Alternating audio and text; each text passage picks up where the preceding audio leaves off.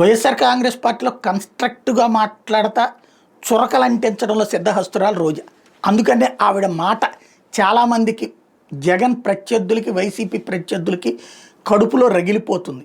రోజా పువ్వుకి పక్కన ఉన్నటువంటి ముళ్ళు ఎలా ఉంటుందో అట్లాగా వాళ్ళకి గుచ్చుకుంటుంది. అందుకనినే ఆవిడ మాటలకి కౌంటర్ వేయడం మానేసి ఆవిడ్ని ఒక మహిళగా తిట్టడం బిగించేస్తారు, దూషిస్తారు, లెగ్గులని ముద్రలేస్తారు. అదే సందర్భంలో ఆమె సాధించిన గోల్డెన్ పీరియడ్ని పక్కన పెట్టేస్తారు. వ్యక్తిత్వ హననం, వ్యక్తిగత దూషణ చేస్తుంటారు. బట్ మొండిగా నిలబడుతుంది, మూర్ఖంగా కాదు కానీ మొహమాటం లేకుండా తిట్టేయగలుగుతుంది. ఆ తిట్లలో కొన్ని తప్పులు ఉన్నప్పుడు తప్పుని తప్పుగానే అనుకోవాలి. అయితే ఇప్పుడు తాజాగా కన్స్ట్రక్టివ్ పాయింట్తో మాట్లాడుకొచ్చింది.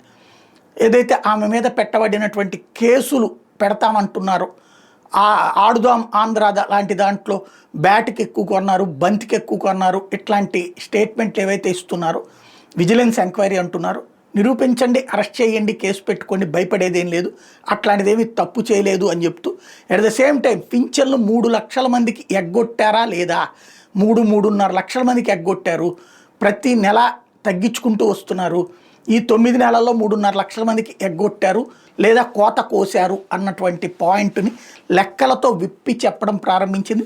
రాబోయే రోజుల్లో మరింత దూకుడుగా ముందుకెళ్తానని చెప్తోంది.